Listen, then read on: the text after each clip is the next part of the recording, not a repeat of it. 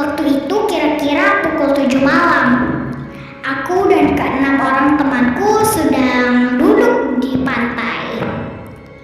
Kebetulan rumah kami terletak dekat pantai. Kami duduk mengobrol di dekat muara sambil membakar ikan. Muara itu terhubung dengan sungai yang cukup luas dan kira-kira 100 meter. Terdapat jembatan yang melintang di atas sungai tersebut. Saat itu kami asyik mengobrol sambil bermain gitar.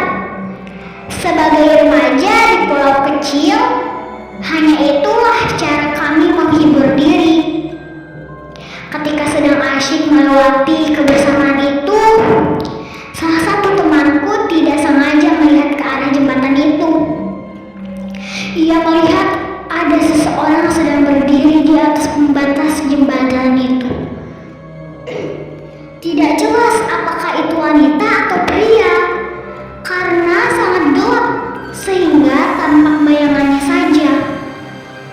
"Hei, lihat itu di sana," kata Ahmad sambil menunjuk ke arah jembatan. "Weh, ngapain itu orang?" ujar Rian.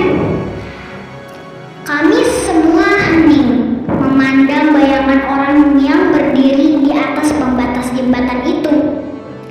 Tak berapa lama orang tersebut merentangkan tangannya, kemudian melompat ke bawah. Biur!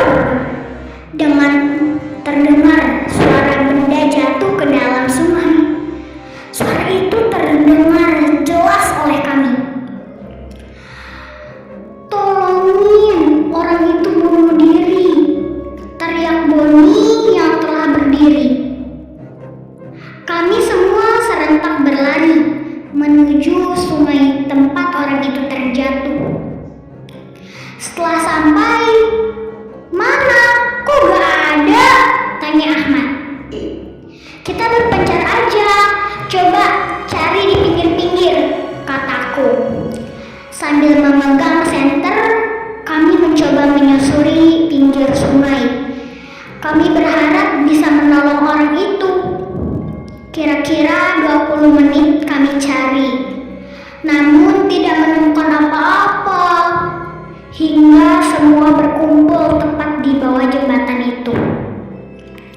Suasana begitu sepi dan hanya terdengar suara kendaraan yang kadang-kadang melintas di atas jembatan.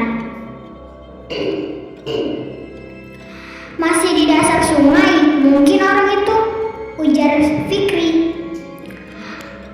"Malau sudah mati, harusnya mengapung ke atas," jawab Boni. Kami semua terdiam, bingung sambil sesekali melihat sekitar sungai. Mungkin ada jasad orang itu. Saat sedang diam, kebingungan, kami dikagetkan oleh suara orang dari belakang kami. "Cari siapa?" Sontak kami semua melihat ke belakang. Tanpa komentar, tanpa aba-aba, kami semua berlari sekuat tenaga. Tepat di belakang kami ada sosok kuntilanak yang sedang menggendong bayi. Rambutnya panjang dan memakai baju putih, sambil bersenandung seperti mengasuh seorang anak. Kakiku sangat bergetar, namun aku paksakan untuk berlari. Bahkan Boni sampai kencing di celana melihat sosok kuntilanak itu. Kata orang-orang, jembatan itu memang angker dan sering terjadi kejadian aneh, sehingga tak heran banyak cerita mistis tentang